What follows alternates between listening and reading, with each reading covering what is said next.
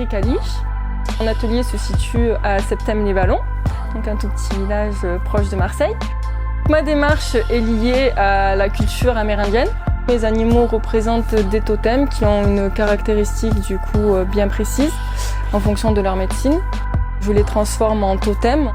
Tout ça est lié vraiment à cette spiritualité chamanique, à cette démarche vraiment spirituelle et ce rapprochement à l'animal, à l'environnement, à la terre et à la nature.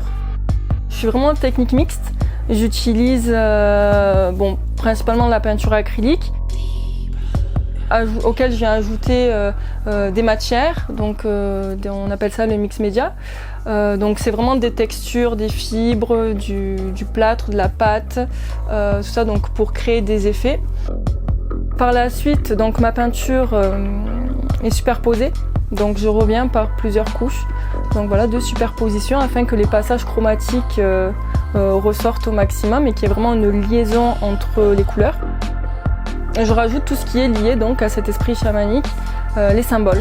Donc c'est souvent des traits, des lignes, des points, des cercles qui rajoutent du coup cette dimension très spirituelle à la toile. L'intitulé de l'exposition actuelle donc, qui se déroulera à Septèmes, donc c'est captiver l'émotion de la couleur. Donc il y a vraiment cette notion d'attraper, de captiver, d'attirer le regard et d'attirer l'émotion. Parce qu'en fait le but principal c'est de faire dégager un sentiment, dégager une émotion au spectateur par le biais de l'utilisation de la couleur. Au niveau des regards surtout qui sont qui font en sorte d'être très sensibles, ils doivent venir captiver et capturer le regard du spectateur qui vient regarder.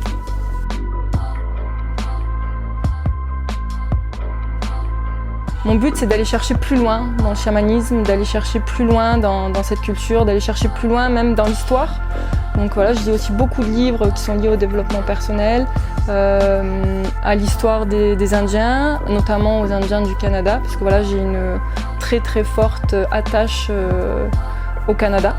Puis d'ailleurs, c'est principalement suite à un voyage au Canada que toute cette série, toute cette évolution de couleurs est arrivée. Ça va se poursuivre, les animaux vont peut-être se transformer, les fonds, parce que là par exemple c'est ma dernière toile et le fond a déjà évolué, on n'est plus forcément sur du noir. Donc je pense que oui, les choses vont évoluer, mais je pense quand même rester toujours dans cet univers. Voilà, j'ai une attache aussi particulière aux animaux, donc voilà, qui sont assez